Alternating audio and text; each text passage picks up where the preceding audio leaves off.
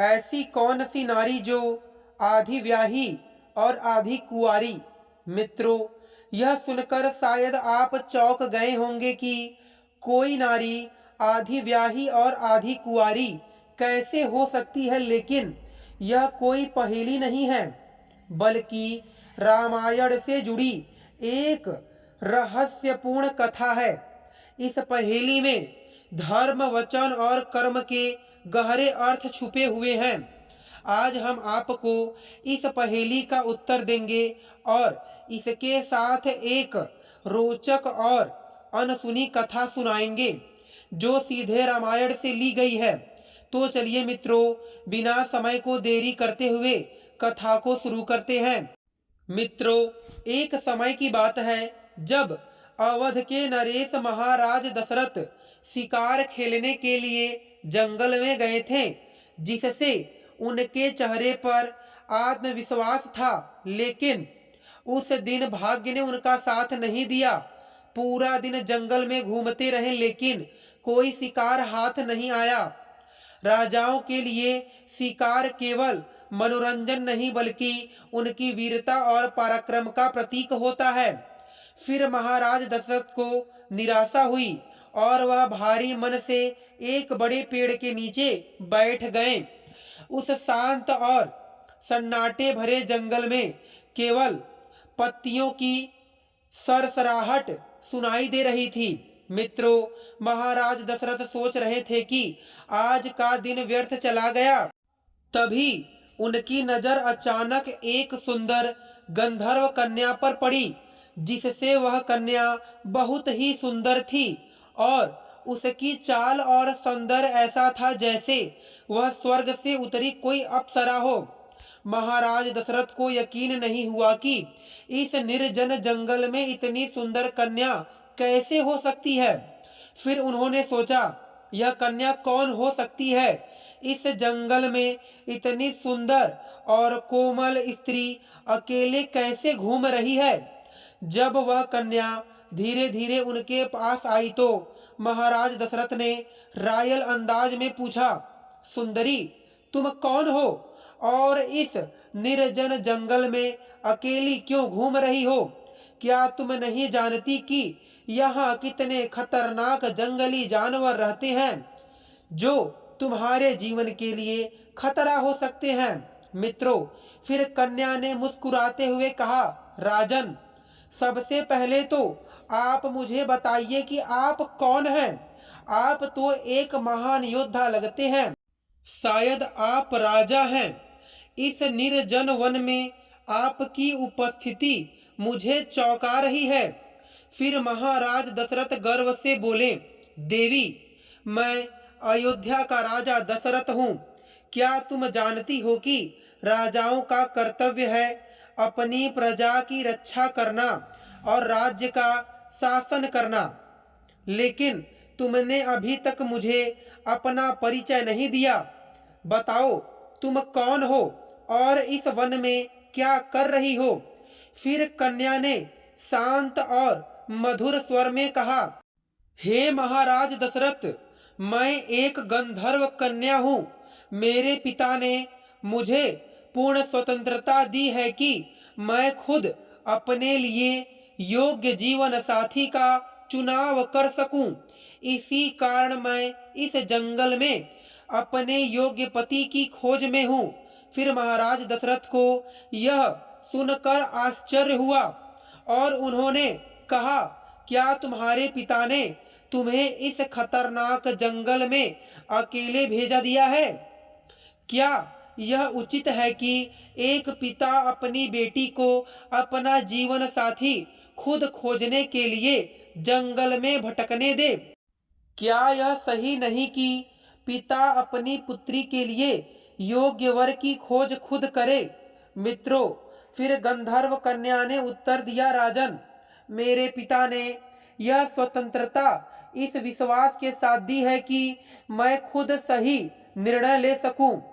और जब मैंने आपको देखा तो मुझे यह महसूस हुआ कि मेरी खोज अब समाप्त हो चुकी है। आप ही मेरे योग्य जीवन साथी हैं। मित्रों, महाराज दशरथ को कन्या का आत्मविश्वास और साहस पसंद आया, लेकिन उन्होंने व्यंग करते हुए कहा, यह तो वही बात हो गई जो आजकल के लोग करते हैं।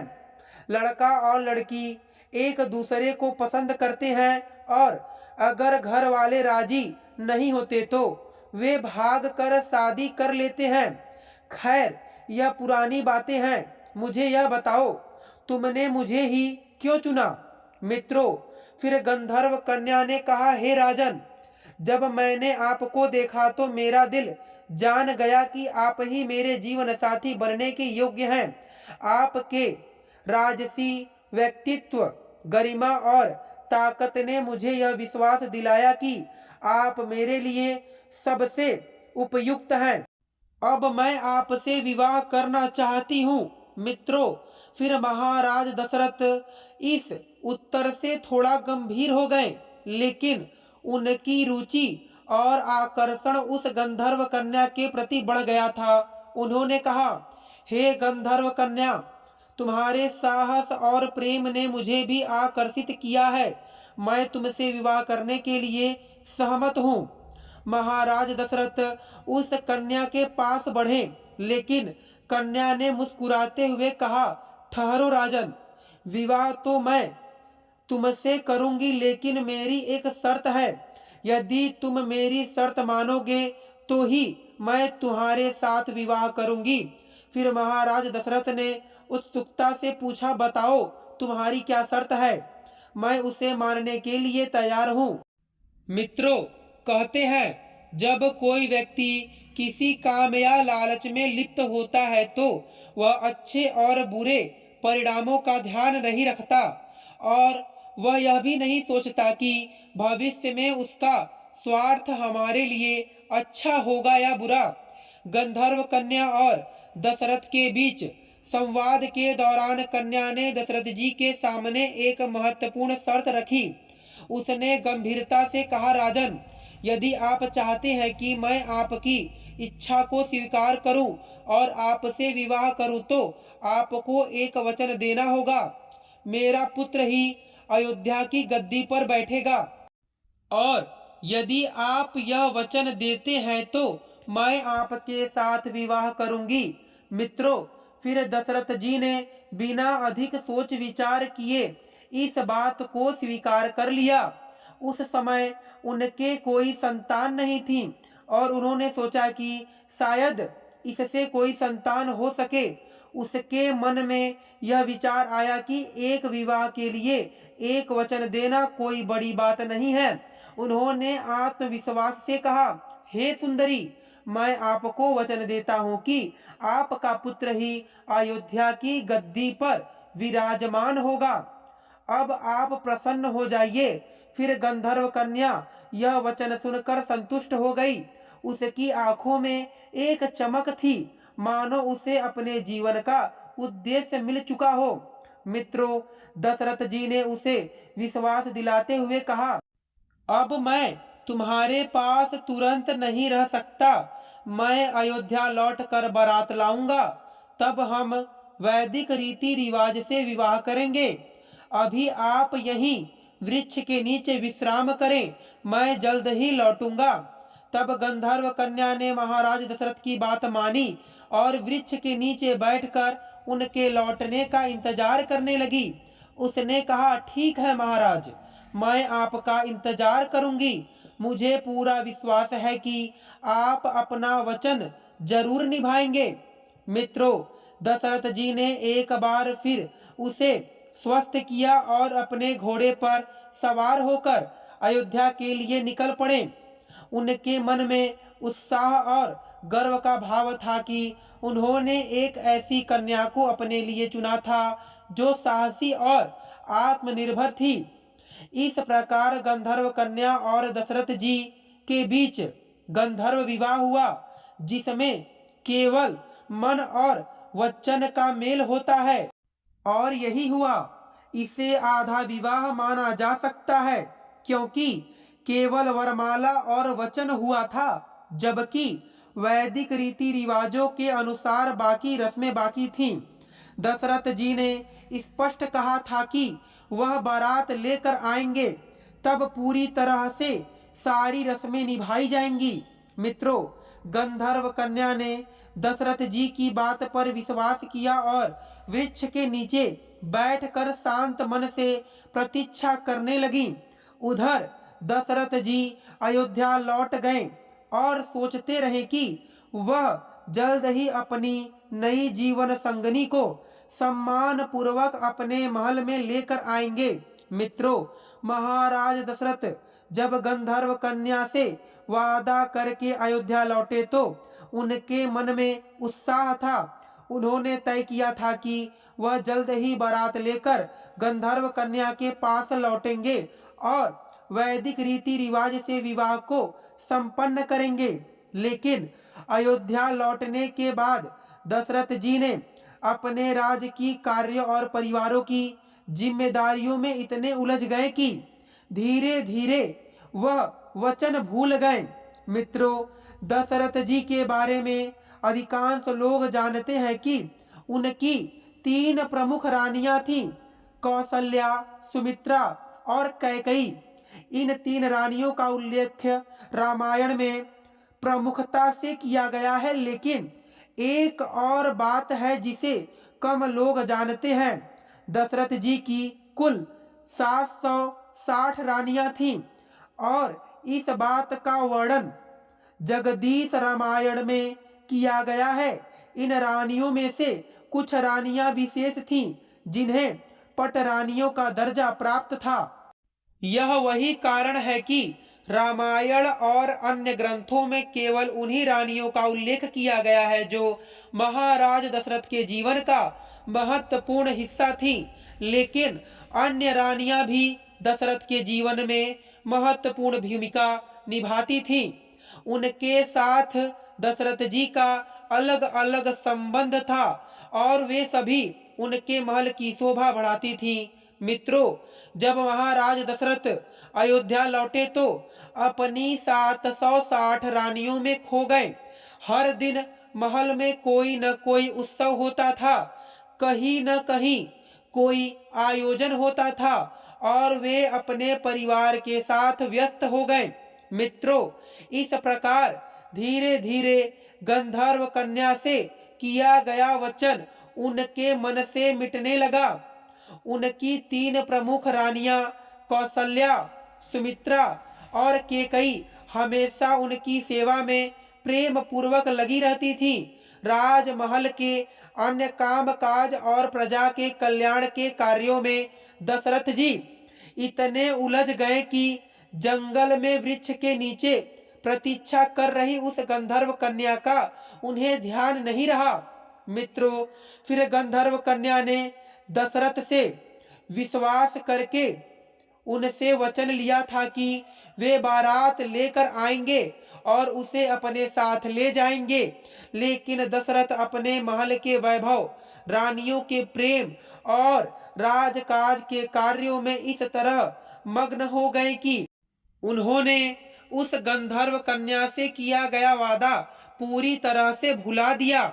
महल में उनके पास हमेशा कोई न कोई रानी रहती थी जो उनकी देखभाल करती या राज की चर्चाओं में उनका साथ देती थी। फिर दशरथ जी को यह याद नहीं रहा कि उन्होंने गंधर्व कन्या से बारात लेकर लौटने का वचन दिया था।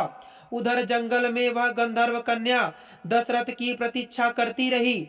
हर दिन उसे लगता था कि महाराज दशरथ बारात लेकर आएंगे और उसे अपने साथ ले जाएंगे। मित्रों, लेकिन जैसे जैसे समय बीतता गया उसकी निराशा बढ़ती चली गई। मित्रों, इस प्रकार दशरथ जी अपनी व्यस्तताओं में गंधर्व कन्या के वचन को भूल चुके थे और अपने वर्तमान जीवन में मगन रहने लगे। वहीं गंधर्व कन्या ने राजा दशरथ के वचन पर विश्वास किया था और वह वृक्ष के नीचे बैठकर उनकी प्रतीक्षा करती रही। उसे यह विश्वास था कि दशरथ ने वचन दिया है और राजा का वचन कभी झूठा नहीं हो सकता। लेकिन जब वह सोचने लगे कि दशरथ अब तक क्यों नहीं आए, तो उसने तपस्या करना शुरू कर दिया। वह अपने मन को शांत रखते हुए भगवान से प्रार्थना करने लगी कि महाराज दशरथ अपना वचन निभाएं। कई दिनों और रातों तक वह तपस्या करती रही। मित्रों, फिर उसकी तपस्या इतनी गहन हो गई कि उसने वहीं बैठे बैठे अपना शरीर त्याग दिया। यह घटना उसी जंगल में तपस्या कर रहे मतंग ऋषि ने देखी, जिससे वे कन्या के त्याग और तपस्या से बहुत प्रभावित हुए।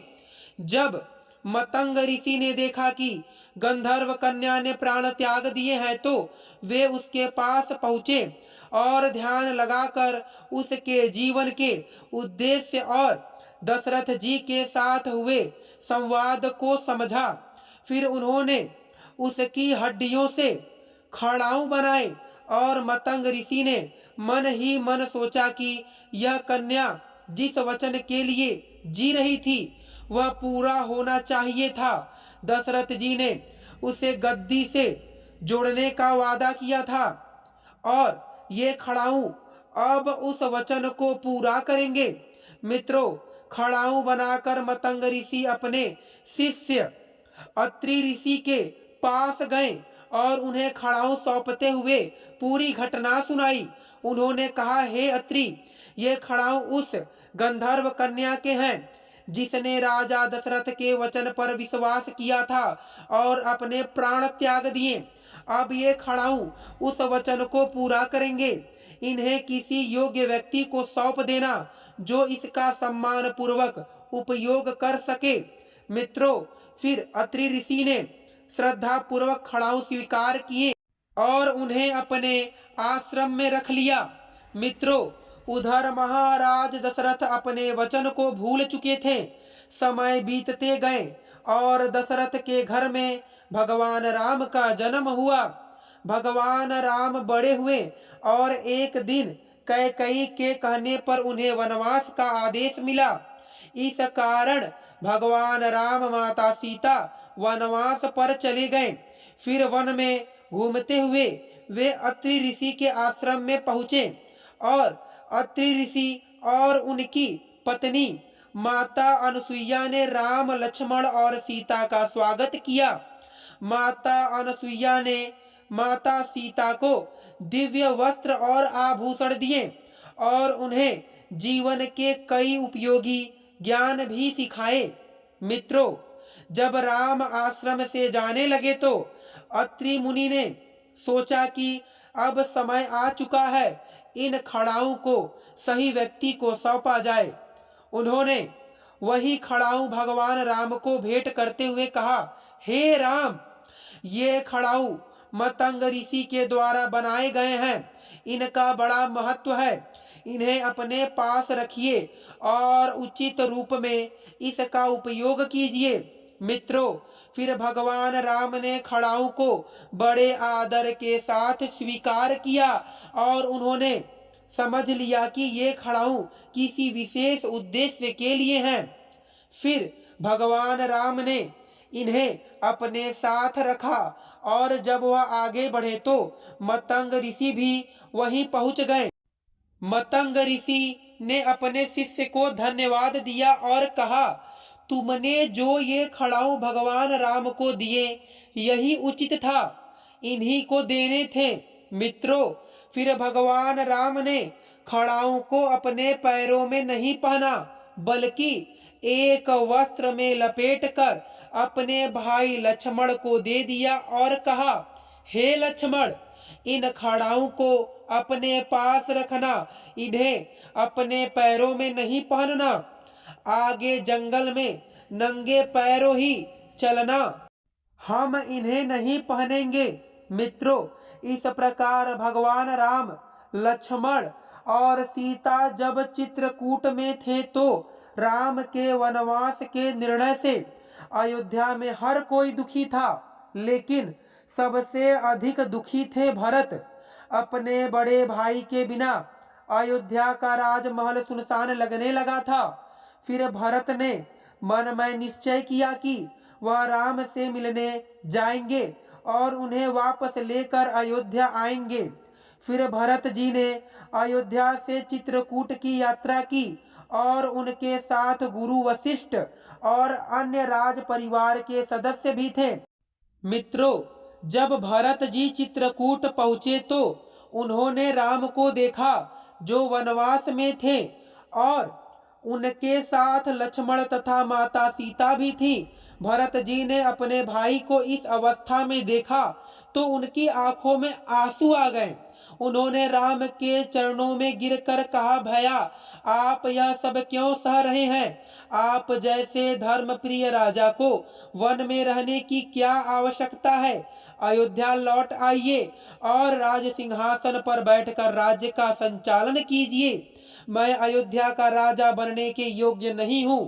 तब राम ने भरत को उठाते हुए कहा, भैया भरत, आपका यह प्रेम मेरे लिए अनमोल है, लेकिन आप यह क्यों कह रहे हैं कि यह वनवास मुझे पिताजी के वचन को निभाने के लिए मिला है? धर्म का पालन करना मेरा सबसे बड़ा कर्तव्य है।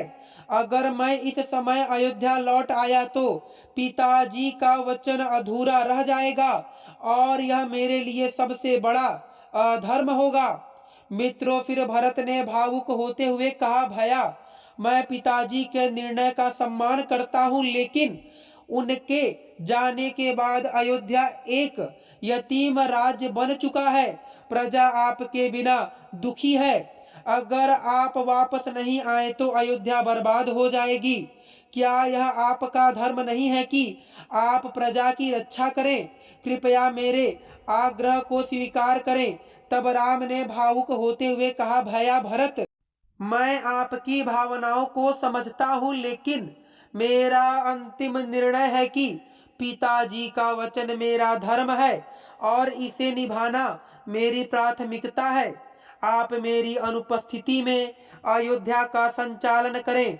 फिर भरत ने एक बार फिर कहा, अगर आप नहीं लौट सकते तो मैं भी अयोध्या लौटने के योग्य नहीं हूँ। मैं आपके बिना राजगद्दी पर नहीं बैठ सकता। तब भगवान राम ने भरत को शांति देते हुए कहा, देखो भैया, अगर आप मुझसे इतना प्रेम करते हैं तो मेरी एक बात मानिए। मैं आपको अपने चरणों की खड़ाऊ देता हूँ। इन्हें गद्दी पर रखकर आप राज्य का संचालन करें। यही खड़ाऊ मेरे प्रतीक हैं और आप मेरे प्रतिनिधि बनकर राज संभालें। मित्रों, फिर भरत ने यह सुनकर रोते हुए कहा, भैया मैं आपके बिना यह कैसे कर सकता हूँ? आपके चरणों के बिना अयोध्या सूनी लगती है। तब भगवान राम ने कहा, भरत, ये खड़ाऊ केवल प्रतीक नहीं है। इन्हें गद्दी पर रखकर आप राज्य का संचालन करेंगे और मैं जानकर संतुष्ट रहूंगा कि अयोध्या मेरे आदर्शों के अनुसार चल रही है। आप मेरे प्रतिनिधि हैं और यह खड़ाऊ आपको मेरे पास होने का एहसास दिलाएंगे। फिर भरत ने भारी मन से राम के चरणों की खड़ाऊ स्वीकार की और कहा, भैया ये खड़ाऊ मेरे लिए आपका आशीर्वाद है। मैं इसे गद्दी पर रखूंगा और यह सुनिश्चित करूंगा कि राज्य आपकी शिक्षाओं के अनुसार संचालित हो। लेकिन मैं यह प्रतिज्ञा करता हूं कि जब तक आप वापस नहीं आएंगे मैं स्वयं गद्दी पर नहीं बैठूंगा। मैं अपने जीवन को एक तपस्वी की तरह बिताऊंगा और आपकी प्रतीक्षा करूंगा। मित्रों, फिर भगवान राम ने भरत को गले लगाते हुए कहा, भैया आपके इस त्याग ने मुझे गर्व से भर दिया है। मैं आपसे यही अपेक्षा करता हूँ कि अयोध्या की प्रजा आप पर विश्वास करती है। आप उनके लिए वही करेंगे जो मैं करता हूँ।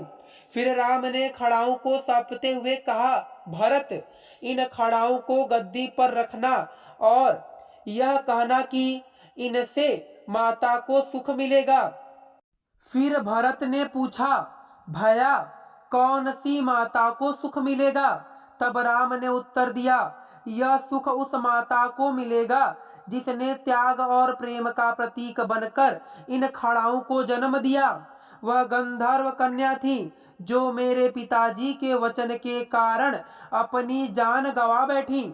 उनका त्याग व्यर्थ नहीं जाएगा। जब ये खड़ाऊ अयोध्या की गद्दी पर होंगे तो उनका उद्देश्य पूरा हो जाएगा।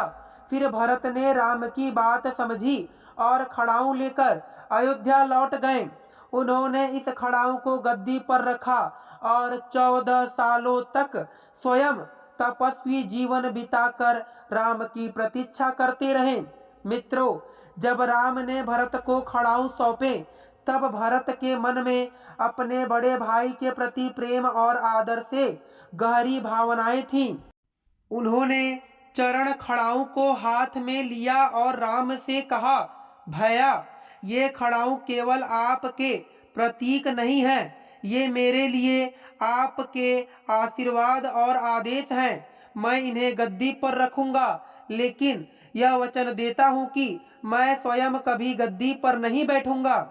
आपके बिना राजगद्दी मेरे लिए शून्य है। मैं इन खड़ाओं को अयोध्या का राजा मानूंगा।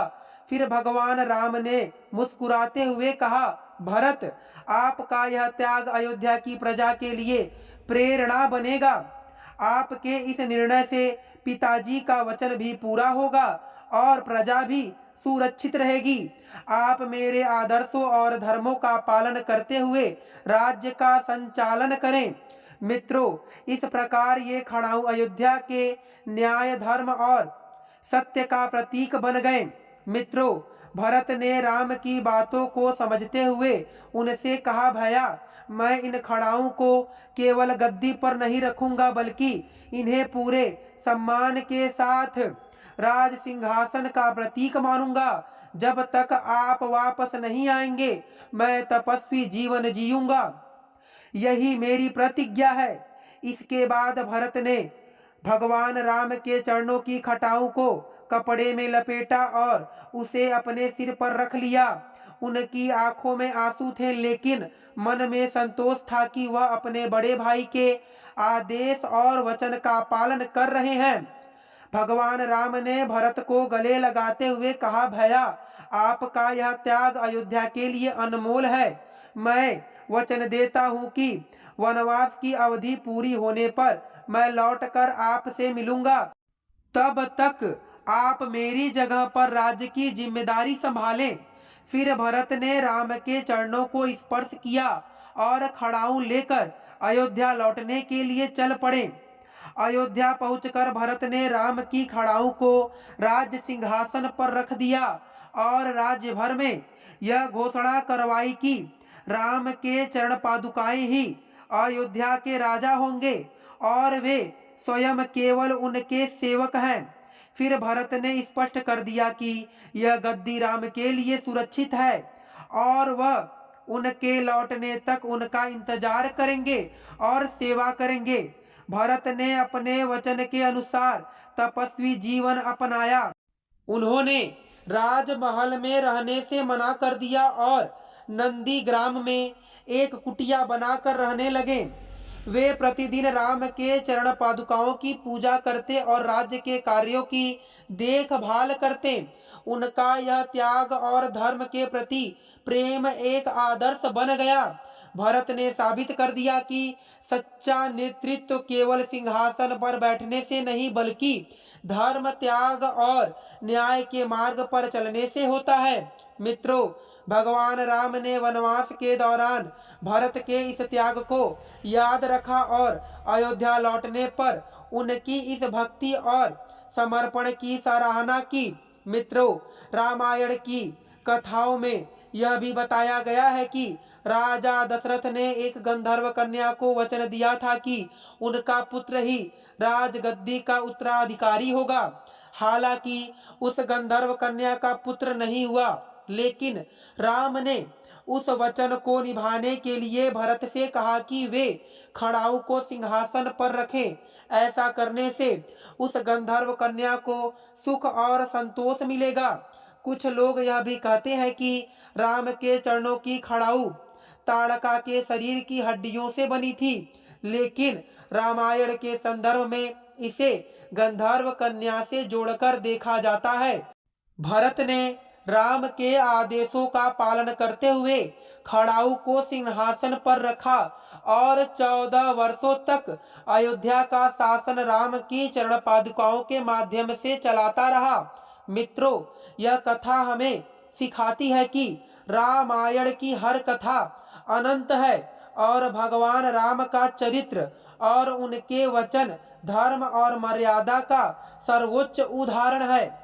हर बार जब हम रामायण को पढ़ते हैं तो यह जीवन के गहरे अर्थों को समझने में हमारी सहायता करते हैं। तो मित्रों, यही थी आज की कथा। तो मित्रों, आशा करता हूँ कि आपको यह कथा पसंद आई होगी। कथा के अंत तक बने रहने के लिए आप सभी का धन्यवाद।